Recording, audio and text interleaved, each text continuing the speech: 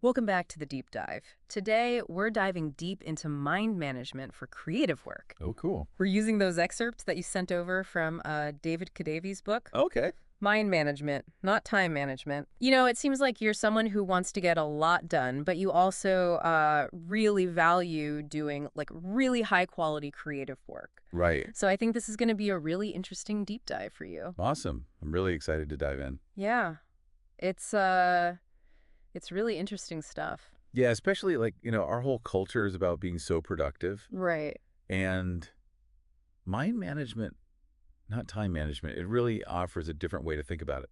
Yeah, like just to start, Yeah. the book starts out by talking about how just trying to cram more and more tasks into each hour Mm-hmm. isn't always the best strategy, Right. especially for creative work. It really isn't. It's like, you have that old saying, work expands Yeah. to fill the time. Yeah. So you think you're being productive because you have your schedule packed, but then you end up doing like less quality work because you're spreading yourself too thin. Totally. We're Yeah. just not able to focus. You're not able to go deep. And, No. the author, Kadavy, he even admits that Yeah. he used to do like crazy things to try to save time. What kinds of things? Like, he worked on perfecting his no-look elevator button press. So Oh, wow. he didn't even have to look just to save like a second. Interesting. And, he calls this obsession with time worship. Oh, okay. Basically, it's like making time your ultimate God value Mm. and letting that kind of dictate all your decisions. Wow, that's really interesting. And it makes me think about Yeah. like all these little ways that we do that,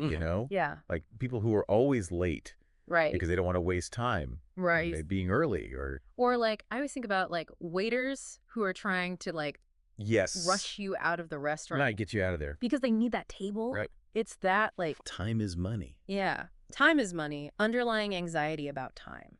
Exactly. Yeah, I never really thought about that before. But Yeah. so like how does he propose that we kind of get out of this time worship trap? Well, so his main argument is that Yeah. creative work, it needs a different kind of management. Okay. It's not about just going fast. Yeah. It's more about like creating the right space in your mind Okay. to be able to have valuable thoughts. I like that. So it's really mind management, Mhm. not just time management. Yeah, that's such an important distinction. It is. It's really not about like just racing against the clock, but Right. it's more about like Yeah. nurturing your mind to actually be more creative. Exactly. And it's about that shift in your thinking from, like, how fast can I do this? Right. To, like, how can I create the best conditions for good work? Yeah, I like that a lot. And that's really where his 4 stages of creativity come in. Oh, yeah. Okay. So the 4 stages, Yeah. they're preparation, incubation, illumination, and verification. Yes. And he emphasizes that, like, they don't necessarily happen In a linear order. Not at all. And a really good example of that Yeah. is the story of Paul McCartney and how he wrote Yesterday. Oh, okay. He literally had the melody come to him in a dream. Wow. So that's like classic incubation, like where your subconscious is working on it, Wow. and then bam, you have illumination Wow, that's so cool. out of nowhere. Yes. And it seems like it's out of nowhere, but really your subconscious has been working on it. Right. So, like, how did those other stages, like the preparation and verification, how do those blend? So preparation is really about like getting all the information, Okay. immersing yourself in the topic, laying the groundwork, Okay. and then you have that magic of incubation, Okay. illumination, and then you move into verification, and that's when you're like, okay, Right. does this actually work? Is this a good idea? Yeah. So you have that like flash of insight, but you still need to like You still have to do the do work. the work. Yeah, you have to test it out and refine it. Right. To actually bring it into reality. Right, exactly. Uh, Because you can't just like wait for the inspiration to strike. You Yeah. have to like make it happen, right? Yeah. You have to cultivate that. And Yes, yeah, this is great. it is. It's making me realize, I think, in my own creative process, Yeah, I don't think I give myself enough time for like for incubation. for incubation. Yeah. I'm Perfect. so focused on just getting to the next thing Mm. that I'm not really giving myself the space to like To think. think and like let my mind wander. That's so important, and that's really where like knowing your creative rhythms Yeah. comes in. Yeah. Okay. Tell me more about that. Like Yeah. this creative sweet spot. Like what even is that and how do you figure out when that is? So to understand that, you have to think about the prefrontal cortex. Okay. So that's the part of your brain that does like planning and decision-making Right. and critical thinking. Okay. But all of that, even though it's very important, Yeah. it can get in the way of creative insight. So, like, do you have to shut off that part of your brain to be creative? You don't have to shut it off completely, Okay. but it helps if it can. Like, relax a little. Okay. So it turns out that when your prefrontal cortex is a little bit sleepy, Mm-hmm. like maybe first thing in the morning, Right. you can be more open Mm-hmm. to having like these unexpected connections. Oh, that's really interesting. So, like, Yeah. my morning brain, when I'm, like, kind of... Yes, your groggy morning brain, That could actually be a good thing. it could be a really good thing. For creative work. Yes. Wow. And that's why they call it the creative sweet spot, Oh, okay. because it's that time when you are the most likely to be creative. Right. And it's different for everyone. It is different for everyone, so you have to kind of Yeah. figure out when yours is. Pay attention to And your some own... rhythms. Yeah. Yeah. Awesome. Mm-hmm. Okay, so we've been talking about this, like, Yeah. creative sweet spot Hmm. and, like, figuring out when that is. But what about, Yeah? like, when life throws you curveballs? Right. Like, what happens when, When chaos happens. yeah, when there's chaos Yeah. and it totally messes up, like, Mhm. your schedule and... Right. He actually addresses that Okay. pretty directly. Yeah. He talks about creating in chaos. Okay.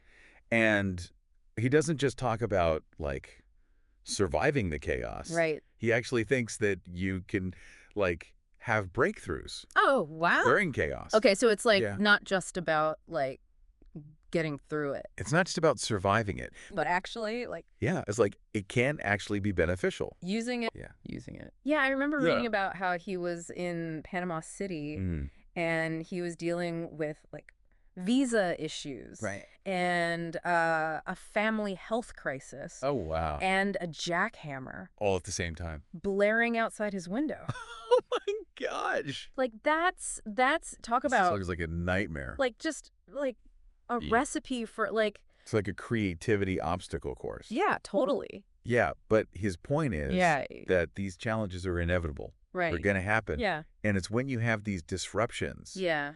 that you often are forced to think outside the box. Yeah. You have to be more resourceful Mm. and resilient. Yeah. I like that perspective. So Mm-hmm. instead of looking at it, like, as the enemy Yeah, exactly. with creativity. It can actually, like, help you. Yeah.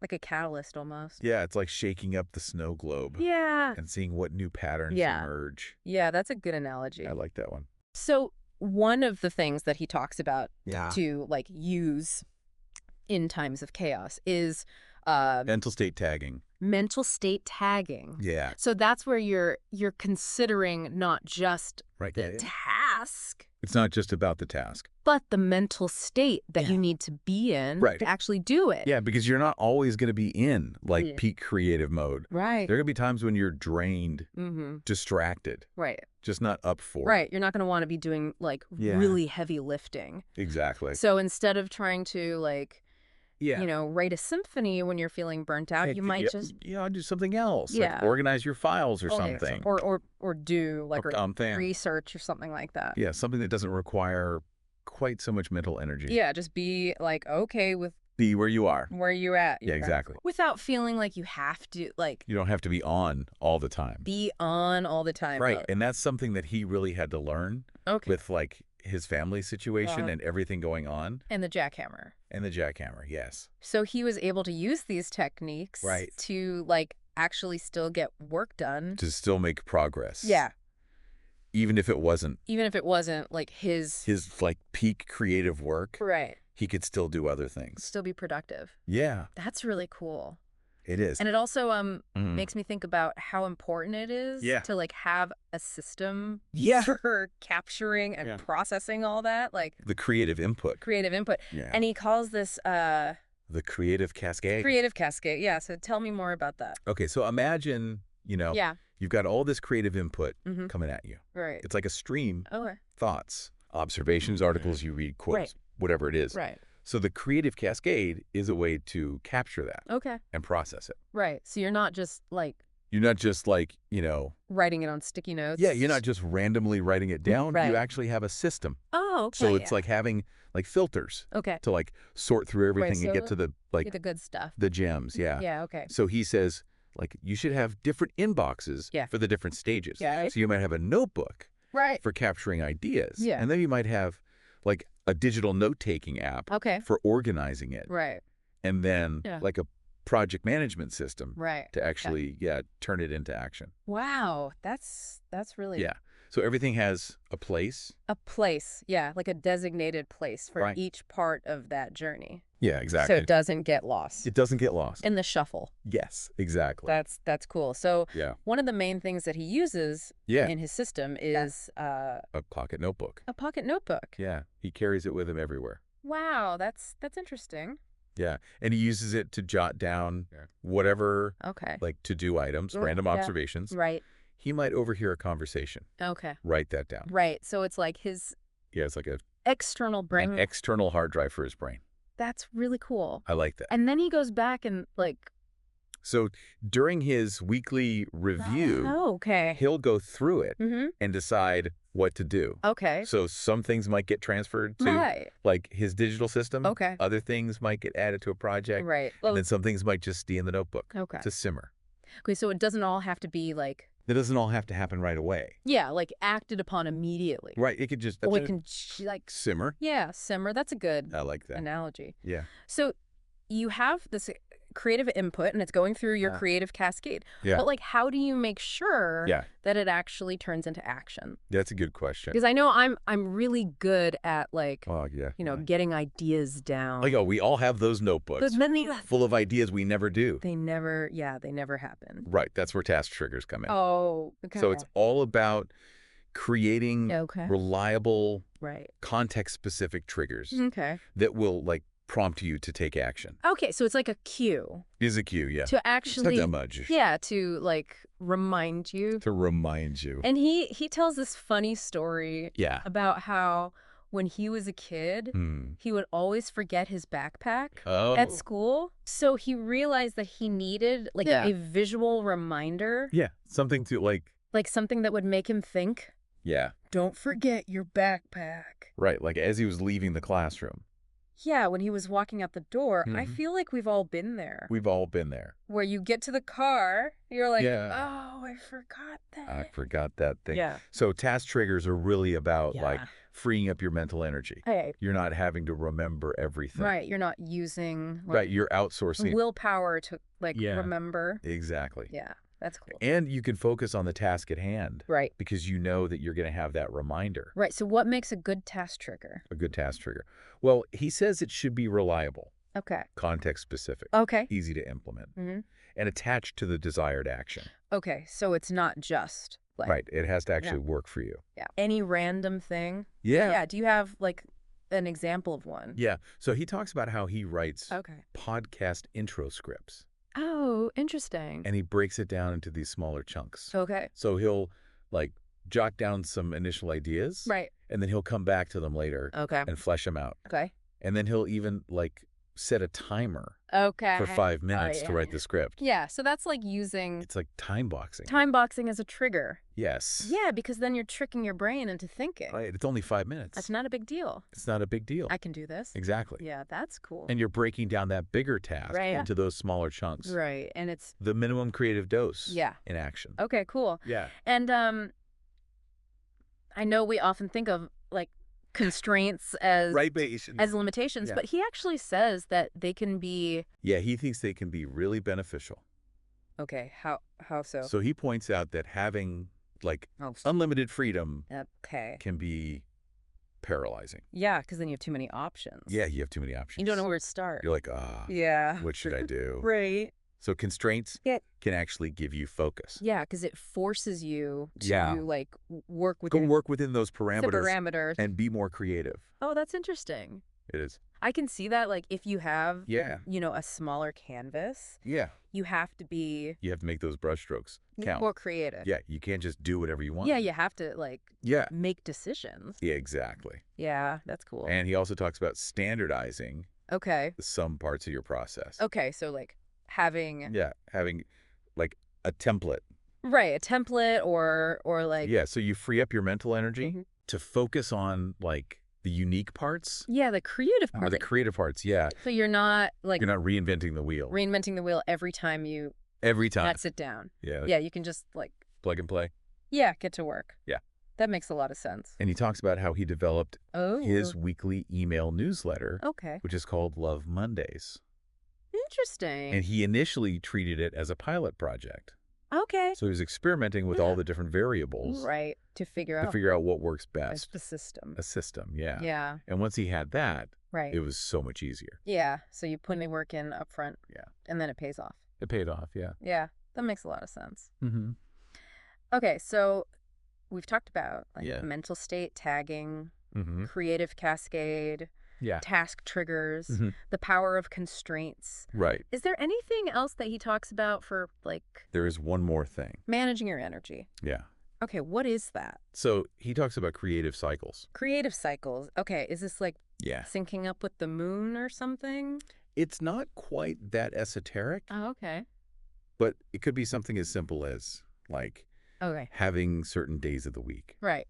for different kinds of tasks. Okay. So he, for example, has Mondays and Tuesdays Okay. for his most intensive work. Oh, interesting. He calls them his no-meeting days Oh, okay. because he needs those long, Uninterrupted. uninterrupted blocks of time Yeah. to be able to get into that flow state. Okay, so it's being like intentional. Yes, intentional That's with how you with how you structure your time structure your time. and recognizing that different tasks need different Kinds of energy. kinds of energy, yeah, Okay. and Moved focus. And he also talks about like longer cycles, right? Like seasonal cycles? seasonal cycles and even And he even talks about taking a whole week, oh, wow. which he calls a week of want. Week of want. What's that? So it's all about disconnecting Okay. from work Okay.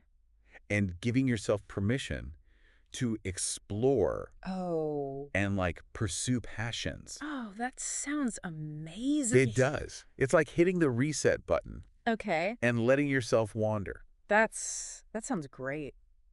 It is. Especially for people who like Yeah, for people who get stuck in a get rut, stuck in a rut. Yeah. it's like giving yourself permission to play, Yeah. to be curious, Right. and see what happens. Yeah, I love that. Mm-hmm. So he actually like attributes some of his breakthroughs. Big breakthroughs Yeah. doing that. Like Yeah. what kind of breakthroughs? So one of them was Okay. like the very concept of mind management. Oh, wow. And then that led to him Right. elaborating on an app, Okay. which was eventually acquired by Google. Wow. So that's like a real testament. It to- is It's just like taking a break, Yes. giving yourself that space. giving yourself that space. Yeah, That's amazing. it is. So you don't always have to be like You don't have to be grinded all the time. grinding. Yeah. You know, sometimes you get your best ideas Yeah. when you're relaxed. Yeah, when you're not even trying. Yeah, exactly. So we have daily cycles, yeah. weekly cycles, and Ah. seasonal cycles. Yes. It's like a whole It's a symphony yeah, of cycles. yeah, cycles. Yeah. That's cool. It is. And you can customize them to fit Yeah. your own needs, Yeah, to your own your own life, and your own rhythm. rhythms. Yeah. Yeah, and I think that's what's like Yeah. so cool about his approach Mm-hmm. is that it's not like It's not about the rules. a rigid set of rules. Yeah, it's not one size fits all. Right. It's about finding what works for you Yeah. and creating a system Right. that supports you. That supports you. Yeah, that works for you. Yeah. Yeah, because we all have Different energy levels. different rhythms and like Yeah, and ways of working. ways of working. Okay, So but the more you understand yourself, right. the better you can create those conditions. Yeah. To do your best work. To do your best work. Yeah, That's awesome. it is. It's crazy how much we've talked about from this book so far. Yeah, that's a lot. Mind management, not time management. Mm-hmm. You know, we've talked about the limits of time worship, Right. the 4 stages of creativity, the creative sweet spot, Yeah. the creative cascade, task triggers, Mm-hmm. the power of constraints, Yeah. even All those cycles. creative cycles. Yeah. Yeah. But I think there's one thing that I want to go back to because I think it's really like the Yeah. key to like Yeah. putting all this into practice. I think I know what you're going to say. It's about like being aware of your mental state, Yes. right? And how that affects your creativity. Right. Yeah, exactly. Like, remember when we talked about that story of him being in Panama City Yeah. and there's that jackhammer That jackhammer. Oh, yeah. outside his window? And he's trying to be productive. Yeah, and he's trying to like get work done. Right. And it was so Yeah, like that's a metaphor, right? Yeah. For all of the distractions. Right. All the mental noise. Yeah, the mental noise that we deal with Yeah. every day. That can just like totally derail you. It can really throw you off. And And what's interesting is that he's not saying, like, right. you have to get rid of all You distraction. can't. You can't, You right. can't live in a bubble. Yeah, you can't live in a bubble. Yes. So it's more about, It's about managing. yeah, managing it Right. and working with your current mental capacity. Right. I remember he said something like, you know, Yeah. you can't always control your external environment, Right. but you can control your Yeah. internal environment. Yes. Exactly. And that's where, like, That's where those techniques like mental state tagging. mental state tagging Yeah. are so helpful. Yeah. So just being, like, Yeah. honest with yourself, About how you're feeling. how you're feeling, Yeah. and choosing tasks And that match your energy level. right, if you're If you're feeling feeling drained or like yeah, or overwhelmed. overwhelmed, Yeah. then maybe it's not the best time to be. Like Right. Maybe you shouldn't try to write a novel right now. writing a novel or Yeah. doing something that's like Right. Maybe you should just organize your files. super, super demanding. Yeah, or something simple Yeah. that doesn't require as much mental energy. Right. Just being like okay with Be kind to yourself. being where you're at. Yeah, give yourself permission Yeah. to be where you are. And not feel like you have to be like Yeah, you don't have to be on all the time. on all the time. Yeah. Yeah. And knowing that, like And knowing that your mental state is constantly it's always changing. changing. Yeah. And that's okay. And that's okay. Yeah. Yeah. It's normal. And that's where I think, like, the idea of Yeah. those creative sweet spots. Creative sweet spots Yeah. comes in. It's like, paying attention to when Right. To those times when you're you're naturally more creative. yeah, when you're feeling more creative. Yeah. And then like structuring your day to like Right. To take advantage of that. take advantage of those times. Yeah. Yeah. If you know you get your best ideas in the morning, Yeah, then protect that time. right, protect that time. Yeah. Don't schedule meetings then. Don't schedule meetings. Yeah. Yeah. And if you know, Mm. like you hit a slump in the afternoon, Right. Then maybe that's a good time for meetings. yeah, or for doing like admin work or something. Exactly. Something that doesn't require a Yeah. ton of mental energy. Yeah, it's just being like aware of your Yeah. natural rhythms. Your natural rhythm. Yeah. I think that's and working with them. much more sustainable. Yeah, it's more sustainable. Than trying to, like, Yeah, than trying to force it. force it. Yeah. Yeah, when you're not feeling it. And it's more enjoyable, too. Yeah, totally. Because you're not constantly fighting yourself. yeah. You know? And I think it's also like Yeah. more Kinder to yourself. yes, be kind to yourself. Yeah. It's okay To acknowledge that. Like, to have off days. yeah, you're not a machine. Yeah, you're not a robot. Yeah. You're a human. Yeah. And I think that, like, Yeah. self-compassion is actually It's so important. really important For creativity. for creativity. yeah. Yeah. Because when you're constantly, like, Yeah. beating yourself up Yeah, you're just creating a negative feedback loop. for not doing enough. Yeah. It's just, like, Yeah. And that can really stifle your creativity. it can make you feel, like, It can make you feel worse. worse. Yeah. And, yeah. Yeah. So be kind to yourself. So I really appreciate about his approach that, like, Yeah. he's acknowledging that it's that's- messy. it's in the best messy way. and it's unpredictable. Yeah. It's not always going to be perfect. Yeah, so you don't have to Yeah. try to make it perfect. You can't control it. Yeah. Yeah.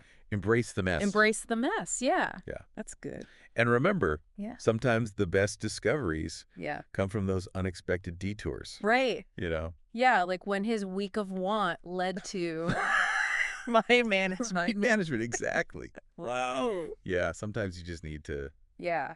step away. And let your mind wander. Yeah, let your mind wander. Yeah. Give yourself permission to play. Yeah, follow your curiosity. Yeah. So, as we wrap up this deal dive Yeah. into mind management, not time management, Mm-hmm. what's, like, the one key takeaway The one key takeaway that you would want our listener to, like, to walk away with. walk away with? I think it's that you have the power Okay. to create the conditions for your best work. Mm-hmm. You know, it starts with understanding yourself. Right. Understanding your Rhythms, energy levels. your energy levels, Yeah, your mental states. mental states, Yeah. and then building a system that supports all of that. Yeah, that works for you. That works for you. Yeah. Yeah, that feels good. Yeah, that feels sustainable. Sustainable. Yeah, and joyful. And joyful, yeah. It's not about finding the perfect formula Right. or following some rigid set of rules. Yeah, it's about, like, It's about embracing the journey, yeah. being kind to yourself, Right. and trusting your own creative process. That's beautifully said. Thank you. Yeah, I think that's a perfect note to end on. I agree. So thanks for joining us on this deep dive Yes, thank you for having me. into mind management for creative work. It was a pleasure. We hope you found some helpful insights Mm. that you can use on your own creative journey. Yes, I hope so. So until next time, keep exploring, keep creating, and keep diving deep.